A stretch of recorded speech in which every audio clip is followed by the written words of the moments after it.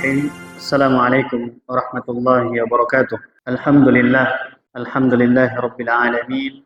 Wal 'aqibatu lil muttaqin wa la udwana illa 'alal zalimin. Asyhadu an la ilaha illallah wahdahu la syarikalah wa asyhadu anna Muhammadan 'abduhu wa rasuluh la nabiyya wa la rasula ba'dah. Shalawatu rabbi wa salamuhu alaihi wa ala alihi wa sahabatihi wa man sara ala nahjihi wa iqtafa atharahu ila yaumil qiyamah. Alhamdulillah, jamaah kajian rutin yang sama dimuliakan Allah Subhanahu wa taala.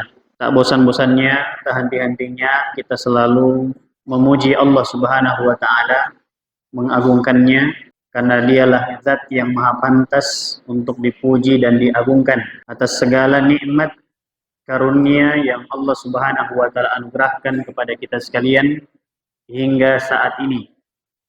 Nikmat yang tentunya tidak terhingga dan tidak akan pernah sanggup untuk kita menghingganya atau menghitungnya, melainkan dengan banyak mensyukurinya dan memanfaatkan serta menggunakan. Biiznillah, pada kesempatan malam hari ini kita akan melanjutkan kajian kita pada kaidah ar-rabi'ah, kaidah yang keempat.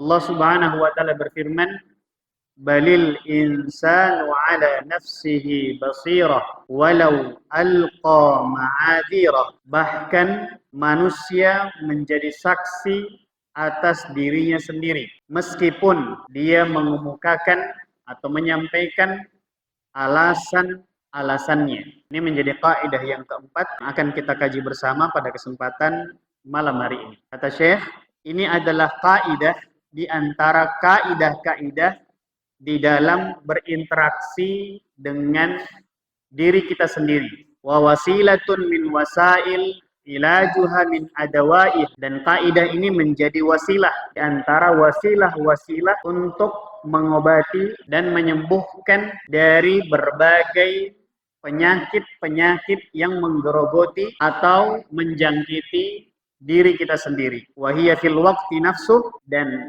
pada waktu yang bersamaan, kullamun litataraqqa fi maraqit tazkiyah, menjadi anak tangga penghubung untuk senantiasa melakukan perbaikan terhadap pensucian diri kita di kehidupan dunia ini dari kekeliruan-kekeliruan yang terjadi. Innallaha subhanahu wa ta'ala, karena sesungguhnya Allah Subhanahu wa ta'ala qad aqsama ahada asyara qisman atau qasman. Allah telah bersumpah sebanyak 11 kali di surat Asy-Syams, pada surah Asy-Syams, ala hadzal ma'nal azim, yang berkaitan atau berhubungan dengan makna yang agung dan mulia ini. Itu terkait dengan pensucian, pembersihan terhadap diri kita sendiri dari segala penyakit-penyakitnya dan kotoran-kotoran yang mengotorinya.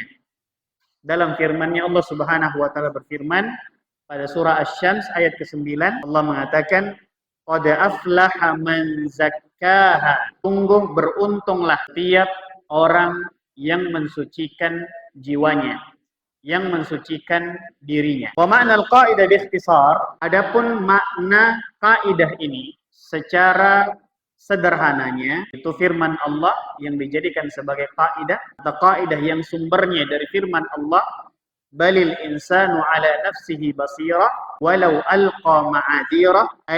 Yang dimaksudkan di sini dari kaidah ini bahwasanya setiap manusia siapapun orangnya, siapapun dia, mau laki-laki atau wanita, mau anak-anak atau dewasa, mau muda maupun tua, siapapun orangnya yang merupakan jenis manusia, wa in hawal, walaupun dia berusaha semaksimal mungkin, dia mengerahkan segala apa yang dia miliki dari kemampuan yang ada pada dirinya, an yujadila an af'alihi aw aqwalihi, dia kerahkan semua kemampuannya dengan perbuatan-perbuatannya, dengan perkataan-perkataannya, allati ya'lamu min nafsihi butlaniha aw khata'iha, yang dia sadar, dia tahu bahwasanya apa yang dia perbuat, apa yang dia tunjukkan dari kemampuan yang dimilikinya berupa perbuatan-perbuatan, tindakan-tindakan, perkataan-perkataan, ucapan-ucapan yang dia tahu dan sadar bahwasanya semua yang dia lakukan itu keliru, tidak benar, hanya ditunjukkan sebagai bentuk pembenaran, hanya dijadikan sebagai alasan untuk membenarkan kesalahan dan kekeliruan yang dia perbuat. Wa'tadhara an nafsihi bi'tidharat. Kemudian dia memunculkan, dia mengungkapkan udzur-udzur yang dijadikan sebagai udzur, halangan. Wa huwa ya'rifu tamaman ma qalahu wa fa'ala. Dan dia mengetahui secara pasti dan benar bahwasanya perbuatan dan perkataannya, sampai-sampai kata Syekh, walau hawal an yastura nafsahu amaman nas, walaupun dia berusaha untuk menutupi kebenaran yang ada dari pandangan manusia, au yalqal i'tidarat, atau dia sebutkan semua alasan-alasannya, fala ahad, kata Syekh, maka tidak ada seorang pun absar, yang lebih mengetahui, lebih melihat, wala a'raf, dan tidak ada seorang pun yang lebih paham, lebih tahu, bima fi nafsihi min nafsi, dari apa atau dari kebenaran yang sebenarnya yang dia lakukan terhadap dirinya sendiri. Jadi ini kesimpulan sederhananya. Maksud daripada kaidah ini bahwasanya apa? Ungkapan lebih sederhananya, kita ini lebih tahu dengan kita sendiri, dengan diri kita sendiri, bahwasanya apa yang kita ucapkan, apa yang kita lakukan sebagai pembenaran terhadap kesalahan atau kekeliruan yang kita perbuat, benar tidaknya orang tidak tahu, orang tidak mengetahui, tapi kita mengetahui akan hal tersebut. Walaupun kita tutup-tutupi kebenaran dari apa yang kita perbuat dan apa yang kita ucapkan. Jadi ucapan yang kita sampaikan, perbuatan yang kita tunjukkan, atau udzur-udzur yang kita sebutkan, itu hanya alasan belaka. Benar tidaknya alasan itu, nahnu a'lam wa a'raf, maka kita yang lebih tahu ini benar atau tidak. Orang lain tidak tahu itu. Orang lain tidak tahu itu. Makanya jemaah yang dimuliakan Allah Subhanahu wa taala. Kata Syekh, ta'ammal, coba perhatikan. Kaifa ja'at ta'bir? Bagaimana Allah menyebutkan dalam ayat ini dengan ungkapan apa? Ungkapan bunyi lafaz ayatnya. Biqaulihi basirah, balil insanu ala nafsihi basirah. Allah menyebutkan dengan ungkapan dalam konteks ayat ini, bahkan manusia itu menjadi saksi atau atas dirinya apa yang dia perbuat, apa yang dia ucapkan, apa yang dia kerjakan. Basirah, dari kata-kata basar, melihat. Dia yang paling bisa melihat kebenaran dari apa yang dia ucapkan. Dirinya yang paling bisa melihat kebenaran daripada perbuatan yang dia kerjakan. Apakah benar atau tidak benar, sesuai atau melanggar, benar atau menyimpang. Dia yang bisa atau paling bisa melihat. Makanya kata Syekh, coba lihat di dalam ayat ini Allah menggunakan lafaz dengan takbir ungkapan basirah. Balil insanu ala nafsihi basirah. Dia yang paling bisa melihat. Adapun orang lain, walaupun sedekat apapun orang tersebut dengan dirinya, tetap tidak bisa melihat sebagaimana dia bisa melihat tentang apa yang dilakukannya. Baik itu dalam bentuk ungkapan kalimat, ucapan, maupun perbuatan. Di Allah sebutkan dalam bentuk lafaz ungkapan basirah. Bukan menggunakan takbir atau ungkapan yang lain, atau lafaz yang lain. Dan ini mencakup, ya, kalimat basirah ini, kata Syekh, ini mencakup makna al-wuduh wal hujjah, ya, makna kejelasan, bahwasanya sesuatu yang jelas itu, yang paling mengetahui ini jelas atau tidak jelas, ini hitam atau putih, hanyalah dirinya sendiri. Wal hujjah, sekaligus itu menjadi hujjah atas dirinya kelak di hadapan Allah Subhanahu wa taala. Ketika apa yang dia katakan, apa yang dia perbuat itu salah, tapi kemudian melakukan sesuatu yang orang melihatnya, orang menyangkanya itu benar, padahal dia lakukan salah, maka itu menjadi hujjah yang kelak akan dimintai pertanggungjawabannya di hadapan Allah Subhanahu wa taala. Karenanya kata Syekh, Allah mengungkapkan ya, atau menggunakan kata ungkapan di dalam ayat ini ya dengan kata basirah yang bermakna al-wuduh wal hujjah, sebagai sesuatu yang jelas dan sebagai suatu hujjah yang akan dipertanggungjawabkan di hadapan Allah Subhanahu wa taala. Kama yuqal lil insan, sebagaimana yang dikatakan kepada setiap orang, ini ungkapan hikmahnya atau ungkapan bijaknya, anta hujjatun ala nafsik. Engkau itu menjadi hujjah untuk dirimu sendiri. Artinya apa? Engkau bertanggung jawab terhadap apa yang engkau perbuat. Apakah itu perbuatan dalam bentuk ungkapan, ucapan, kalimat, ya, kata-kata, atau perbuatan anggota tubuhmu, maka dirimu akan mempertanggungjawabkan semua itu di hadapan Allah Subhanahu wa taala. Bukan orang lain yang bertanggung jawab, tapi diri kita sendiri yang bertanggung jawab terhadap segala apa yang kita perbuat dan apa yang kita lakukan. Ini jemaah yang dimuliakan Allah Subhanahu wa taala. Kemudian Syekh menyebutkan suar, ya, contoh-contoh atau bentuk-bentuk penerapan daripada kaidah ini. Ya, kaidah yang berbunyi balil insanu ala nafsihi basirah walau alqa ma'adira. Sudah dipaham ya? Sudah ada gambaran ya maksud daripada kaidah ini? Artinya ya, kita yang paling tahu dengan apa yang kita lakukan. Ya, benar tidaknya kita yang tahu. Walaupun kita menyampaikan hujah-hujah kita, ya, alasan-alasan kita untuk membenarkan kekeliruan, kesalahan yang kita lakukan, untuk menutup-nutupi semuanya itu, kita yang lebih tahu. Dan kita akan mempertanggungjawabkan semua apa yang menjadi alasan-alasan kita itu, ya, untuk menutupi kekurangan-kekurangan atau kesalahan-kesalahan yang ada, ya, di hadapan Allah Subhanahu wa taala. Cepat atau lambat. Di antara bentuk contoh-contoh penerapan daripada kaidah ini yang disebutkan oleh Syekh, ya tentu sangat banyak. Ya, sangat banyak sekali di dalam realita kehidupan kita, baik yang bersifat umum maupun bersifat khusus. Ya, kondisi yang bersifat umum maupun kondisi atau keadaan yang bersifat khusus. Di antaranya kita sebutkan. Ya, tentu harapannya kita menyebutkan contoh-contoh ini untuk apa? Untuk meluruskan kekeliruan-kekeliruan yang terjadi. Kesalahan-kesalahan yang terjadi selama ini. Agar bisa diluruskan.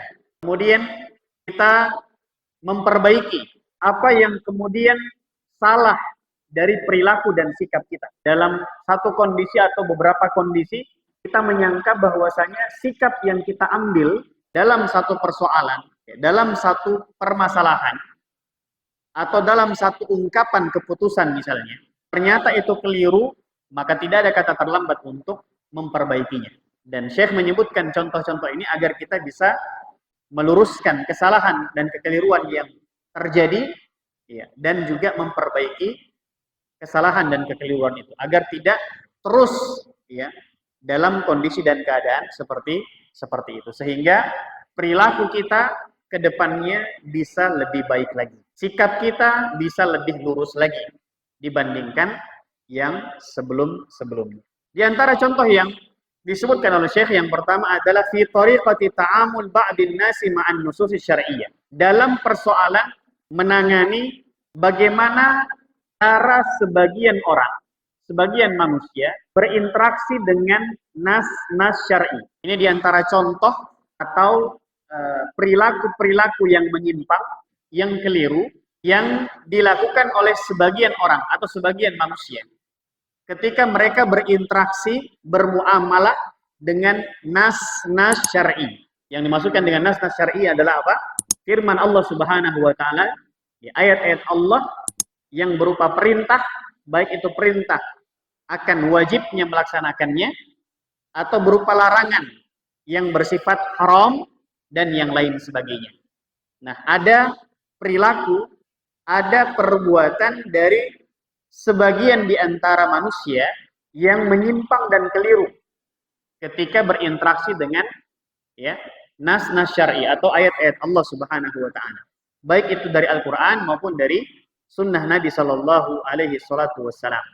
Disebutkan oleh Syekh, terkadang ada sebuah dalil yang jelas, dalilnya sahih, kemudian muhkam, kemudian tidak ada perbedaan pendapat di antara para ulama kita terkait dengan nas itu dalam masalah hukumnya, kemudian dalam masalah kedudukannya, derajatnya, ya, dari nas tersebut dalam persoalan wajib atau haramnya. Dalil tersebut menunjukkan akan wajibnya sesuatu atau pengharaman dari sesuatu.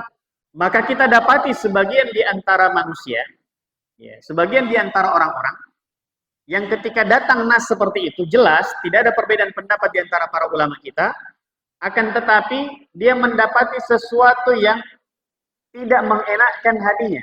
Artinya dia merasa berat dengan nas tersebut. Bisa dipahami nih? Ya, misalnya ada sebuah dalil yang menjelaskan tentang wajibnya melaksanakan sesuatu. Kita ambil contoh misalnya sederhana, wa aqimis shalah, dan tegakkanlah salat. Ya. Hukumnya apa? Wajib melaksanakan salat atau pengharaman terhadap sesuatu misalnya. Yang jelas hukumnya, tidak boleh misalnya makan harta riba misalnya. Tidak boleh berzina, tidak boleh mencuri. Hal-hal yang sifatnya jelas secara hukum. Ya, secara hukum jelas dan tidak ada perbedaan pendapat di antara para ulama tentang hal tersebut. Namun ia mendapati dirinya, di dalam hatinya, ada sesuatu yang memberatkannya untuk melaksanakan nas tersebut. Ini yang dimaksudkan dengan apa? Ta'amul ma'anususis syar'i. Berinteraksi dengan nas syar'i. Yang mana ini disebutkan contohnya oleh Syekh, ya, bahwasanya ada terjadi dalam realita kita. Ya, mudah-mudahan kita semua dijauhkan oleh Allah dari hal seperti ini. Ya, contoh ini tentu contoh yang tidak baik dan mudah-mudahan Allah hindarkan dan jaga kita dari hal tersebut. Ya. Jadi ada sebagian manusia, wallahu alam siapa itu, kalaupun ada kita di antara orang-orang itu, ya, atau yang dimaksudkan, maka kita harus tersinggung dengan baik. Yang artinya apa? Kalau kita terjatuh ke dalamnya, kita harus segera merubahnya, bertobat dan tinggalkan hal tersebut. Ya, karena ini berarti apa? Sesuatu yang real, sesuatu yang nyata terjadi. Ketika ada nas yang sudah jelas, ya, tidak ada perbedaan pendapat di antara para ulama kita tentang hukum sesuatu, maka ada di antara manusia yang ada sesuatu yang berat di dalam hatinya. Berat untuk apa? Berat untuk mengamalkannya. Bukan menerimanya. Mungkin dia terima, tetapi untuk mengamalkan hal tersebut, ya, sesuatu yang berat. Yaqa fi nafsi haraj. Ada sesuatu yang mengganjal di dalam hatinya terkait dengan nas tersebut. Sehingga apa yang dia lakukan, jemaah yang dimuliakan Allah, karena ada sesuatu yang memberatkan hatinya terhadap nas tersebut, yuhawil, kata Syekh, dia berusaha antakuna an yajida mudfi'an li hadan nas au dzat. Maka dia berupaya untuk apa? Bagaimana caranya agar bisa terhindar, ya, agar bisa terlepas, bisa berlepas diri daripada nas tersebut. Kalau misalnya tadi kita contohkan, misalnya Allah memerintahkan kewajiban sholat, maka bagaimana caranya dia berusaha agar bisa terbebas dari kewajiban sholat itu. Paham? Ya, contoh sederhananya, lebih sederhana misalnya, dia ambil keringanan yang seharusnya dia mampu melakukan secara sempurna, maka dia ambil keringanannya. Jelas sampai sini? Iya. Jadi tanda di antara tanda bahwasanya orang-orang tersebut terdapat sesuatu yang memberatkan di dalam hatinya terhadap nas itu apa? Itu diwujudkan atau nampak terlihat dalam bentuk apa? Usahanya, berusaha untuk bagaimana caranya dia berlepas diri dari nas tersebut. Iya.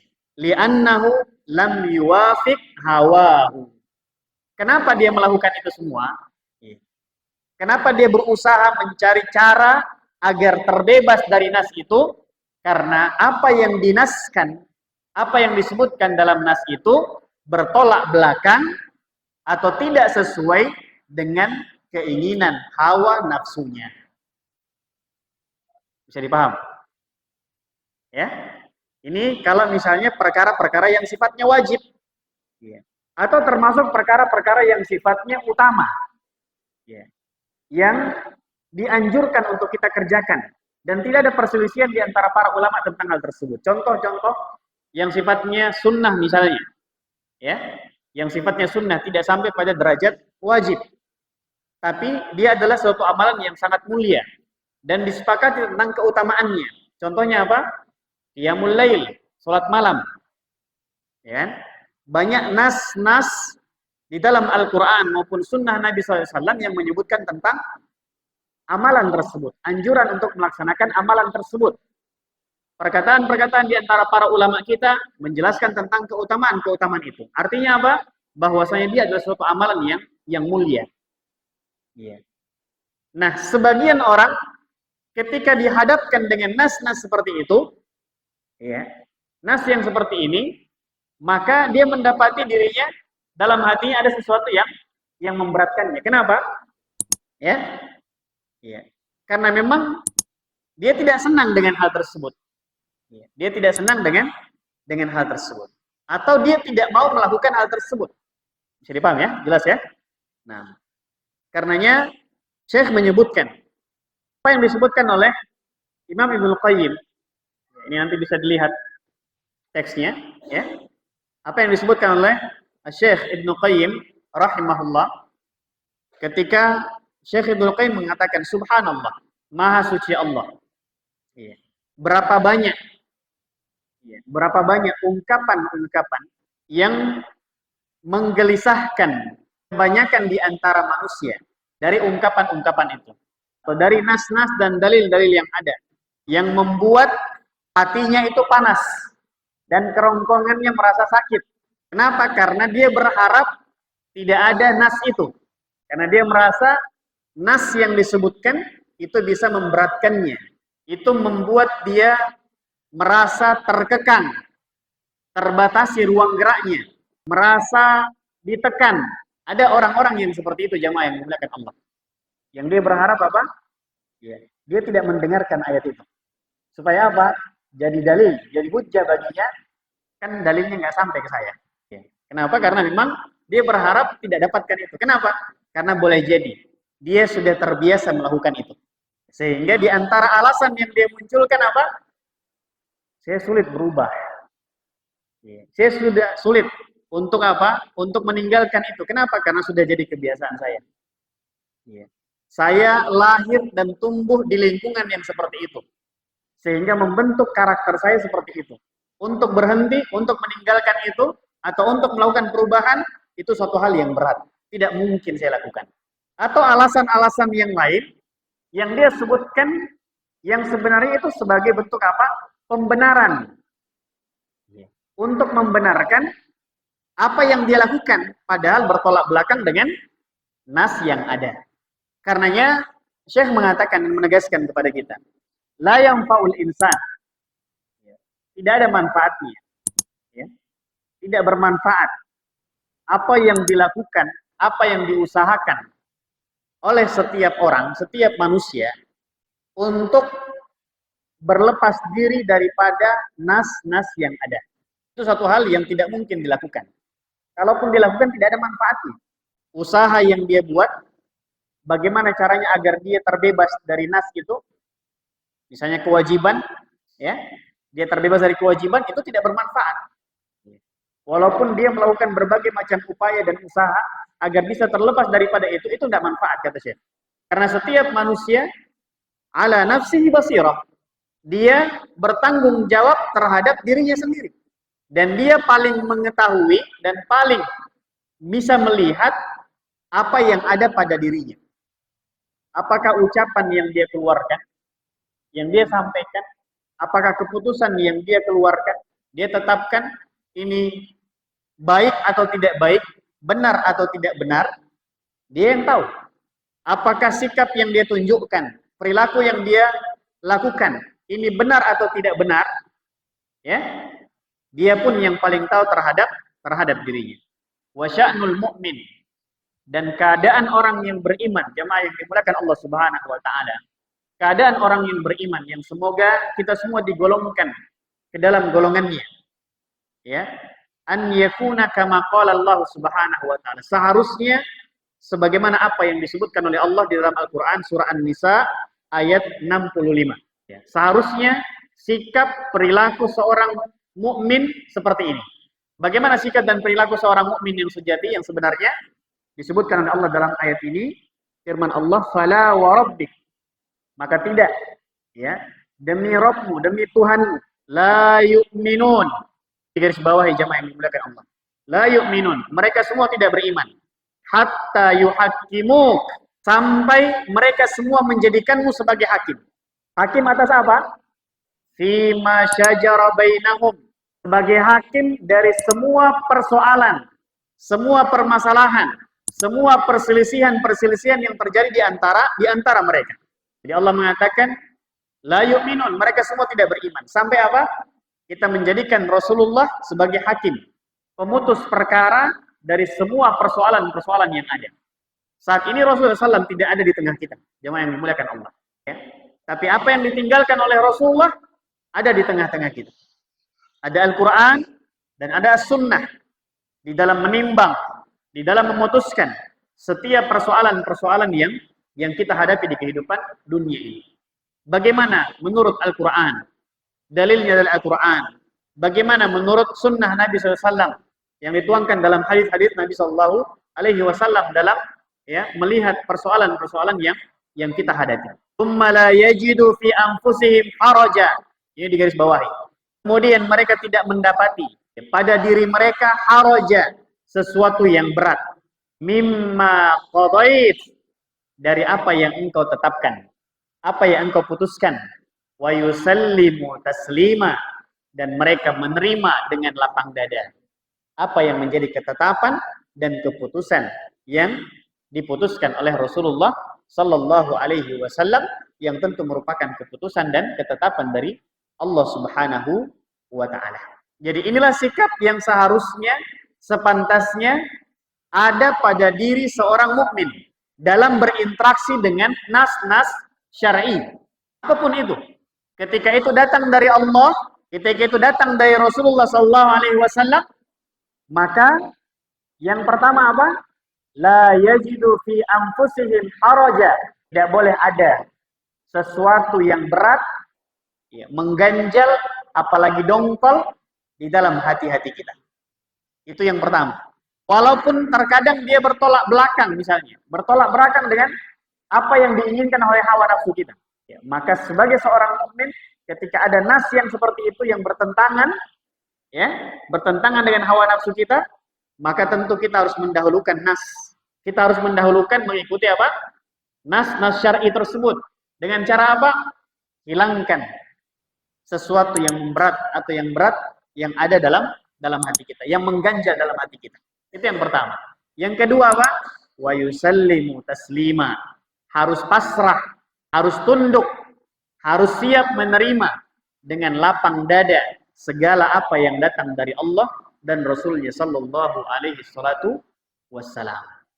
Ini jemaah yang dimuliakan Allah Subhanahu wa ta'ala. Kita lihat contoh yang lain. Di antara bentuk-bentuk praktek dari atau penerapan daripada kaidah ini, ya, yaitu dalam bidang atau dari sisi ta'amul ma'an nafs, berinteraksi dengan diri kita sendiri. Ya, kalau tadi apa? Berinteraksi dengan nas-nas syar'i. Ya, artinya bagaimana menyikapi, ya, nas-nas yang datang dari Al-Qur'an maupun dari sunnah, atau yang merupakan dalil yang ada dari ajaran Islam misalnya. Bagaimana cara menyikapinya? Kita sudah menyebutkan poinnya, ya, menyebutkan poin dan contohnya. Yang selanjutnya adalah, ya, contoh yang lain daripada penerapan bagaimana kita menyikapi atau berinteraksi dengan diri kita. Menyebutkan anna minan nasi man syughif ya dan billah. Di antara manusia, sesungguhnya di antara manusia, man syughifa bi tatabbu'i akhta'in nas wa uyubihim. Ada di antara manusia yang sangat bergairah, bersemangat. Untuk apa? Mencari-cari kesalahan dan aib-aib orang lain. atau aib saudaranya. Ada di antara manusia yang seperti itu. Makanya beliau berdoa, ya dan billah. Kita berlindung kepada Allah dari sifat yang seperti itu. Sikap yang seperti itu. Dan semoga Allah hindarkan kita semua. Jadi sebagai contoh, ya, ini disebutkan agar kita berhati-hati jamaah yang dimuliakan Allah. Kata beliau, di antara manusia ada orang-orang yang bersemangat. Ketika berbicara tentang kesalahan fulan, fulana, semangatnya luar biasa. Gairahnya memuncak. Ketika berbicara tentang siapa? Tentang orang lain. Aib-aib dan kesalahan dan kekeliruan yang dilakukan oleh orang lain. Ma'ghaflati min uyubi nafsi. Tapi dia lalai, dia lupa terhadap aib-aib yang dimilikinya. Kesalahan-kesalahan dan kekeliruan-kekeliruan yang dilakukannya. Dia begitu bersemangat, begitu bergairah untuk mencari kesalahan fulan dan fulan, kesalahan orang lain.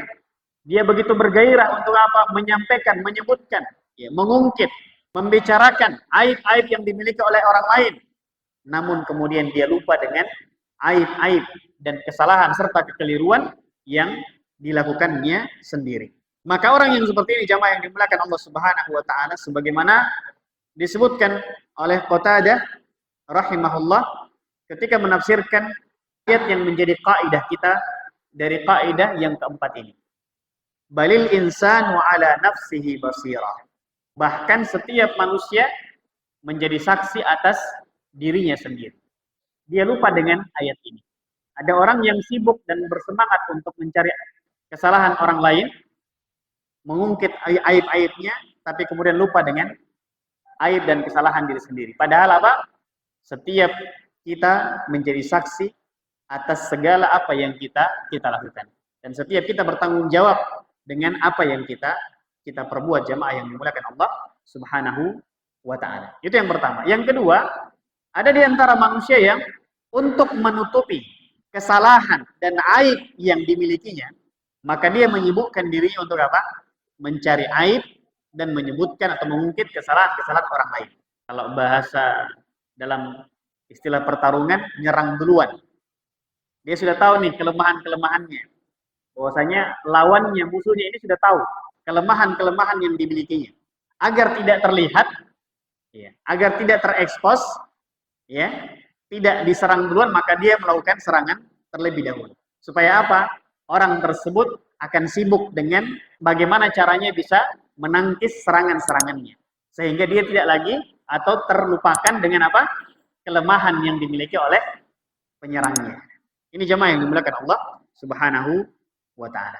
Maka ini sangat penting untuk menjadi perhatian kita bersama. Idza syi'ta wallah ra'aitahu basiran bi uyubin nas wa dzunubihim ghafilan an dzunubih. Maka kita akan mendapati banyak orang-orang yang kemudian begitu spesifik begitu rinci dia melihat begitu detail dia melihat aib-aib dan kesalahan yang dimiliki oleh orang lain akan tetapi dia lalai dari aib-aib yang dimiliki sendiri. Wahada bila roib, kata Syekh, dan perbuatan yang seperti ini tanpa diragukan sedikit pun min alamatil fudlan, di antara tanda-tanda kehinaan orang tersebut. Jadi sebenarnya orang yang menyibukkan dirinya bersemangat, bergairah untuk mencari kesalahan orang lain, menyebutkan, mengekspos aib-aib yang dimiliki oleh orang lain, lalu lupa dengan apa yang dimilikinya sendiri, maka pada dasarnya dia telah menghinakan dirinya sendiri. Dan dia telah menunjukkan tanda-tanda kehinaan yang dimiliki atau rendahnya martabat yang dimiliki oleh dirinya sendiri. Maka sebagaimana dikatakan oleh Bakar bin Abdullah Al-Muzani, idza ra'aitumur rajul, kalau kalian melihat seseorang wakilan bi uyubin nas, yang sibuk mencari aib-aib manusia, aib-aib orang lain, kekurangan yang dimiliki oleh orang lain, nasiyan li'aibi, dan dia lupa dengan aib yang dimiliki sendiri, fa'lamu, kata Syekh, maka ketahuilah annahu qad mukira bih, maka sungguh orang seperti ini adalah orang yang tertipu. Orang yang sudah termakan dengan tipuannya sendiri. Sudah terjatuh ke dalam makar atau tertipu dengan apa yang dia lakukan. Dia menyangka, dia mengira apa yang dilakukannya itu sudah benar, sudah baik. Namun ternyata itu adalah hal yang keliru dan hal yang salah. Imam Syafi'i rahimahullah ta'ala mengatakan, "Balaghani anna Abdul Malik ibn Marwan qala lil Hajjaj bin Yusuf." Ya. Sampai informasi kepada Imam Syafi'i bahwa sungguhnya Abdul Malik bin Marwan berkata kepada Al-Hajjaj bin Yusuf, "Ma min ahadin," tidak ada seorang pun, "illa wa huwa 'arifun bi uyubi nafsi." Tidak ada seorang pun kecuali orang tersebut paling tahu tentang aib yang dimiliki dirinya. Kata beliau, tidak ada seorang pun melainkan orang itu adalah orang yang paling tahu tentang kekurangan yang dimiliki dirinya. Maka apa yang harus kita lakukan dan perbuat ketika kita tahu dan sadar bahwasanya kita yang paling tahu kekeliruan, kesalahan, kekurangan yang kita miliki, maka beliau menasihatkan, fa'ib nafsaka wa la takhbi'a minha syai'a. Maka yang harus kita lakukan adalah apa? Ya, cela dirimu sendiri dulu. Cela dirimu dulu dan jangan ada yang kamu sembunyikan dari kekurangan yang engkau miliki itu. Sebelum mencela, sebelum menyebutkan aib-aib orang lain, maka yang harus kamu lakukan, karena kamu paling tahu tentang dirimu, maka cela kekurangan-kekurangan, kesalahan yang kita miliki, dan jangan ada yang kita sembunyikan. Setelah itu, kalaupun mau menyebutkan kesalahan orang lain, ya silakan, tapi terbuka peluang untuk terjatuh ke dalam kehinaan. Tentu manfaat daripada hal ini dilakukan, ya tentu kalau kita sadar bahwasanya kita punya banyak kekurangan, ya, kita punya banyak aib, maka tentu kita tidak akan menyibukkan diri kita untuk apa? Ya, mengungkit, menyebutkan, mengekspos aib-aib yang dimiliki oleh orang lain. Toh kita sendiri masih banyak kurangnya. Toh kita sendiri masih banyak salah dan khilafnya, kelirunya. Ya. Kenapa kita harus mementingkan atau memusingkan urusan-urusan orang lain? Ini jamaah yang dimuliakan Allah Subhanahu wa ta'ala. Karenanya seorang di antara salaf juga mengatakan, ya, di antara kata hikmah yang bisa kita jadikan pelajaran bahwasanya anfa'us sidq an tuqirra lillahi bi uyubi nafsi. Bahwasanya kejujuran yang terbaik, sifat jujur yang paling bermanfaat untuk diri seseorang itu mengakui akan aib-aib dan kekurangan diri kita di hadapan Allah Subhanahu wa ta'ala. Ya Allah, saya ini adalah hamba-Mu yang banyak salah. Saya masih sering lalai ya Allah. Saya masih sering khilaf ya Allah. Baik perkataan saya, baik perbuatan saya, ya. Masih banyak hak-hak yang belum saya tunaikan ya Allah. Terhadap diri saya, terhadap pasangan saya, terhadap keluarga saya, terhadap tetangga saya, terhadap guru saya, dan seterusnya dan seterusnya. Ketika kita menyebutkan hal tersebut, mengungkapkan hal tersebut, mengakui hal tersebut di hadapan Allah Subhanahu wa ta'ala, maka itu menunjukkan apa? Bahwasanya bukti yang nyata dan benar, bahwasanya kita memang jujur dan benar kepada Allah Subhanahu wa ta'ala. Karenanya dikatakan anfa'us sidq. Ya. Kejujuran yang paling bermanfaat, yang paling berguna untuk pemiliknya adalah ketika seseorang mengakui atau berani mengakui akan aib-aib yang dimiliki oleh dirinya sebelum menyebutkan aib-aib yang dimiliki oleh orang lain.